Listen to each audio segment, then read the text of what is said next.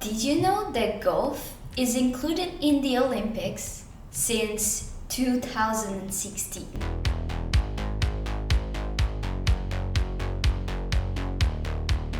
The origins of golf are very unclear and much debated.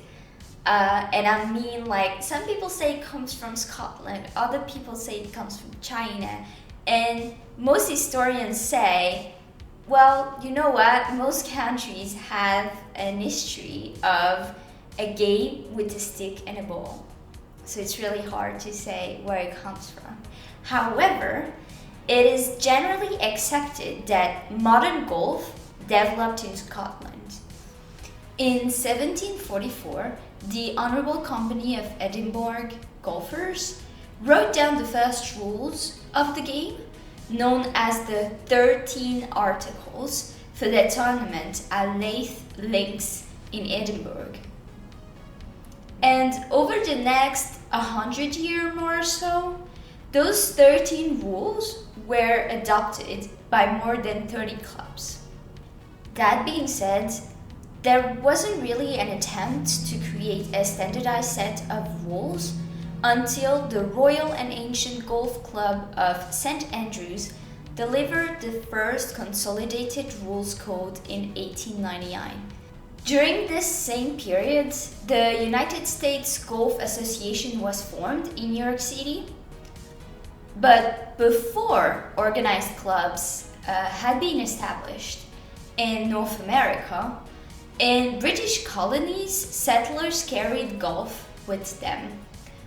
So for example, India has the oldest club outside Great Britain, which is the Royal Calcutta Golf Club, which was founded in 1829. The Royal Bombay Golf Club came about like 12 years later. So similar to tennis, men's professional golf players play in the PGA Tour, which is the Professional Golf Association Tour, and women play in the LPGA tournaments, which are the Ladies Professional Golf Association tournaments. Usually a tournament consists of 4 rounds of golf, so there's one per day from Thursday to Sunday. And just like tennis, the biggest tournaments are called majors, and the most well-known is played in Augusta, Georgia. The PGA hosts 4 majors each year. So there's the Masters, the US Open, the British Open, and the PGA Championship. For the women, they have one additional major on the LPGA circuit. So their 5 majors are the ANA Inspirations, the US Women's Open, the Women's PGA Championship, the Women's British Open, and the Evian Championship. Outside of the majors, there are various other tourneys that pros can partake in. In addition to winning copious amounts of cash money, players also receive a green jacket when they win. You might be surprised that golf was only included in the Olympics in 2016, just like I said at the beginning of the episode. Actually, that's not exactly true. Golf was included in the Paris 1900 Olympic Games, but was then discontinued for more than a century. And it only returned with the Rio de Janeiro 2016 Olympic Games. For decades, golf has been seen almost exclusively as a man's game, although that didn't stop women from breaking down those barriers. For instance, Mary, the Queen of Scots, is the first recorded female golfer, and she is also credited with the invention of caddies, a reference to the cadets she brought along to carry her equipment. The first recorded reference of women's competition was in 1810 at Musselburgh in Scotland. In 1895, the first US Women's Amateur Championship took place at Meadowbrook Club on Long Island, New York. Even if the growing popularity of golf stopped with the First World War, efforts were made to establish permanent international competitions for women in golf after the war. For instance, in 1944, the WPGA, which later became the LPGA, was created. Joyce Weatherd was widely regarded as the game's outstanding female player between the two world wars. She won the British Ladies Amateur 4 times and the English Ladies Amateur Championship for 5 consecutive years. After a 1930 exhibition at St. Andrews, Bobby Jones, one of the most influential male golfers of the time, said, "I have never played against anyone and felt so outclassed." Can you imagine a man saying that at that time? It's crazy. Glenna Collett-Vare was America's first great female golfer, once described as the female Bobby Jones. She won the first of her 6 US women's amateur titles in 1922 and lost only one of the 60 matches she contested in all competitions throughout 1924.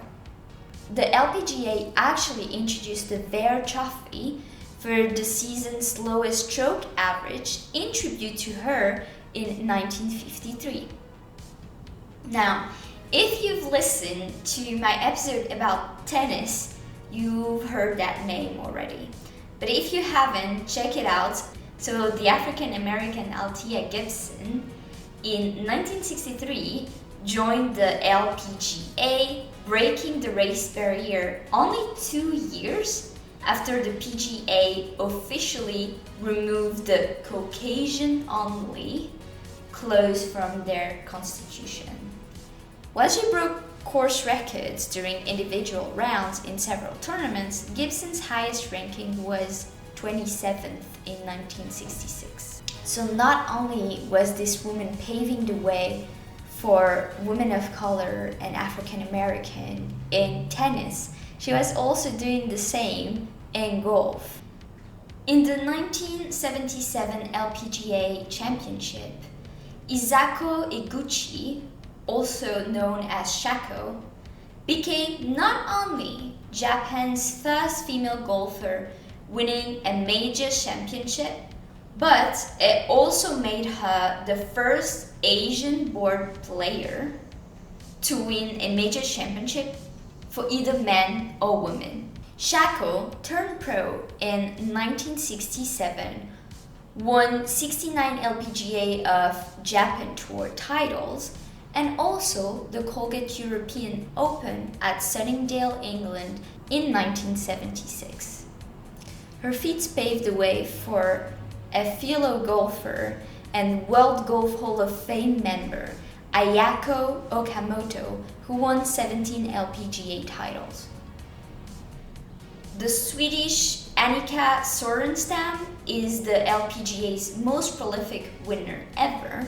From 1995 until her retirement in 2008, she won 72 times, including 10 majors. In 2003, she achieved a career Grand Slam, winning at least once in her career each of the 4 tournaments recognized as major championship. She has a record of 8 Player of the Year awards and 6 Vare trophies given by the LPGA for players with the lowest seasonal scoring average. And there's of course a lot more women I could talk about that are doing amazing things in golf, but for the sake of keeping this episode short, I'm gonna jump into the next section, which is about the rules. The point of golf is to strike a small ball with various clubs from a series of starting points that are called teeing grounds into a series of holes on the course. Unlike most sports, the goal is actually to have the lowest score at the end of the game.